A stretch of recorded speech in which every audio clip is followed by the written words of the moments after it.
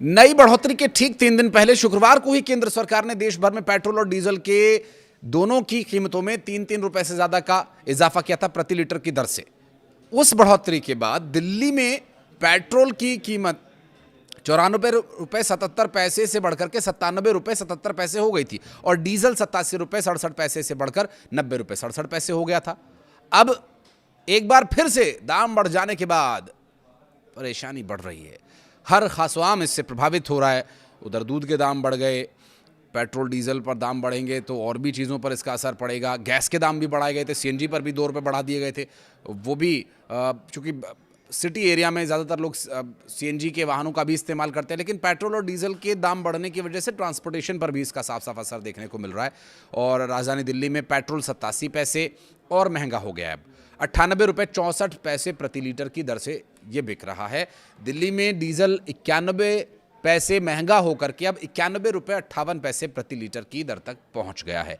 राजधानी दिल्ली का उदाहरण मैं इसलिए दे रहा हूं क्योंकि जो सबसे पहले दाम प्रभावी होते हैं वो दिल्ली में सूचना मिलते ही, और उसी के अनुसार ज़्यादातर जो देश के अलग अलग राज्य हैं उसमें कीमतों का अंदाज़ा भी इस बात से लगा सकते हैं। राजधानी दिल्ली के अलावा देश के अन्य प्रमुख महानगरों में भी पेट्रोल और डीजल के दामों में उछाल आया है। माया नगरी मुंबई की बात करें तो पेट्रोल की कीमत में 91 रुपये जब बढ़ाए गए तो 107 रुपये 59 पैसे प्रति लीटर की दर से यहाँ पर दाम हो गया। तो डीजल 94 पैसे महंगा हुआ है तो 94 रुपये 8 पैसे प्रति लीटर अब ये मिल रहा है। कोलकाता में पेट्रोल के दाम सबसे ज़्यादा 96 पैसे बढ़े हैं और यहाँ 109 रुपये 70 पैसे प्रति लीटर की दर से मिल रहा है। डीजल 94 पैसे बढ़ा तो 96 रुपये 7 पैसे इसका दाम प्रति लीटर के हिसाब से हो गया। चेन्नई की बात करें तो यहाँ पेट्रोल 82 पैसे महंगा होकर के 104 रुपये 49 पैसे और डीजल 86 पैसे महंगा होकर के 96 रुपये 11 पैसे प्रति लीटर की दर से अब महंगा हो गया है। पेट्रोल और डीजल के दाम में इस तरह लगातार बढ़ोतरी के चलते जो लोग जब सवाल करते हैं कि ऐसा क्यों हो रहा है, ये दाम क्यों बढ़ रहे हैं, पेट्रोल और डीजल के दाम बढ़ेंगे तो आम लोगों को परेशानी का सामना करना पड़ेगा। दरअसल कारण ये बताया जा रहा है कि पश्चिम एशिया के देशों में चल रहा संघर्ष, युद्ध के कारण दुनिया भर में जो ऊर्जा का एक बहुत बड़ा संकट खड़ा हो गया, ये उसी संकट का परिणाम है। क्योंकि हम ज़्यादातर जो अपना तेल है वो बाहरी देशों से ही खरीदते हैं। भारत में तेल के लिए कोई ऐसा हमारे पास सोर्स नहीं है जिससे हम तेल निकाल सकें, तो इसलिए हमें ख़रीदना पड़ता है। और क्रूड ऑयल जो हम ख़रीदते हैं, ऐसा नहीं है कि पेट्रोल ख़रीद लिया, डीजल ख़रीद लिया, हम क्रूड ऑयल ख़रीदते हैं और उसे रिफ़ाइन किया जाता है भारत में लाकर ही। जैसे मथुरा में एक रिफ़ाइनरी है, इस तरह से देश के अन्य अन्य जगहों पर रिफ़ाइनरीज़ हैं और वहाँ पर जा कर के इन्हें रिफ़ाइन किया जाता है, जिससे करीब 12-13 तरह के ईंधन अलग अलग प्राप्त होते हैं और अलग अलग महत्वपूर्ण वस्तुएं उससे तत्व हम निकालते हैं, जिसमें पेट्रोल है, डीजल है। सबसे पहले जो विमान का फ्यूल है जो बहुत हाई क्वालिटी का होता है उससे निकाला जाता है। उसके बाद उसके टेम्परेचर को चेंज कर करके उसमें से रिफ़ाइन करके पेट्रोल, डीजल, कैरोसिन ऑयल और चारकोल और जेली, ये सब बहुत सारी चीज़ें निकलती हैं। अलग अलग तरह के पेट्रोल निकलते हैं, अलग अलग तरह के फ्यूल्स निकलते हैं। तो क्रूड ऑयल जो है वो प्रति बैरल की दर से ख़रीदा जाता है और प्रति बैरल की दर में दाम में इजाफा हो जाने की वजह से काफ़ी समस्या उत्पन्न हो रही है। और कारण यही अमेरिका, ईरान, इजराइल, इससे जुड़ा हुआ एक और जो महत्वपूर्ण विषय वो ये कि विवाद समुद्री व्यापार के रास्ते को लेकर है, स्ट्रेट ऑफ होर्मुज, जिसमें बड़ी बाधा रुकावट ये बन गई क्योंकि वो ईरान के एरिया से निकलता है, ईरान की उस पर सीधी पकड़ रहती है। और ये एक ऐसा क्षेत्र है कि ईरान की पकड़ होने की वजह से ईरान ने अमेरिका को दबाव में लाने के लिए इस पूरे रास्ते को ब्लॉक किया हुआ था और इसी ब्लॉकेज की वजह से उस पर काउंटर ब्लॉकेज जो है अमेरिका ने किया हुआ है। ऐसे में जो व्यापारी जहाज़ हैं जब भी वो यहाँ से गुज़रते हैं तो कोई ना कोई उन पर हमला कर देता है, किसी न किसी वजह से वो ख़तरे में आ सकते हैं, इसलिए वहाँ पर ब्लॉकेज है। और स्ट्रेट ऑफ होर्मुज के एरिया से पहले ही वो सारे जहाज़ रुके हुए हैं, फंसे हुए हैं।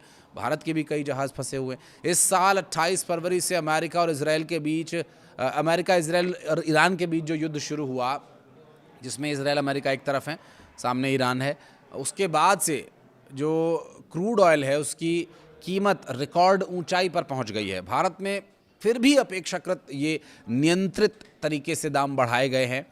चूँकि इलेक्शन थे, ऐसे में इलेक्शन में अगर दाम बढ़ते तो जाहिर है सत्ताधारी दल पर उसका बहुत असर पड़ता। तो वो सारा जो समय था वो किसी भी तरह से मैनेज करके दाम नहीं बढ़ने दिए गए। लेकिन अब इलेक्शन चूँकि कंप्लीट हो गए हैं और तेल कंपनीज़ को भारी नुकसान भी हो रहा है, जिसकी वजह से इसको प्रभावी बनाने के लिए कि आपका नुकसान कम हो, और चूँकि नुकसान को देखिए डिवाइड कर दिया गया है। थोड़ा नुकसान आम जनता का होगा क्योंकि तेल महंगा होगा तो उनको थोड़े अतिरिक्त रुपए खर्च करने होंगे, और फिर थोड़ा नुकसान कंपनी जो अब तक सहती आई थी, अब उस नुकसान की भरपाई करने के इरादे से, क्योंकि कच्चे तेल की कीमत लगातार बढ़ रही है, ऐसे में जो कच्चे तेल की कीमत है उसका जिक्र करना भी बहुत ज़रूरी है। $100 प्रति बैरल के आसपास ये घूम रही है, जो कभी 60, 70 और $80 प्रति बैरल हुआ करती थी, वो अब $100 प्रति बैरल की लगभग हो गई है, और मतलब 9,000 रुपये के 9 साढ़े 9,000 रुपये के आसपास का एक बैरल पड़ रहा है।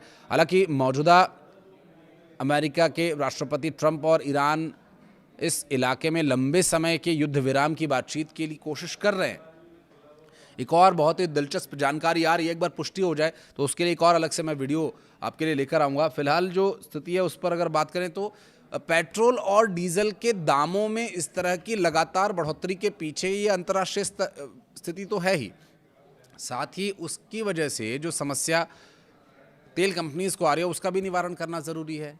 और ऐसा नहीं है कि पेट्रोल और डीजल के दाम बढ़े, इसका असर सीधे तौर पर आम आदमी तक पहुंचाए जाने वाली हर उस वस्तु सेवा के दाम बढ़ने का असर हो सकता है जो पेट्रोल और डीजल के माध्यम से आप तक पहुंच रही है।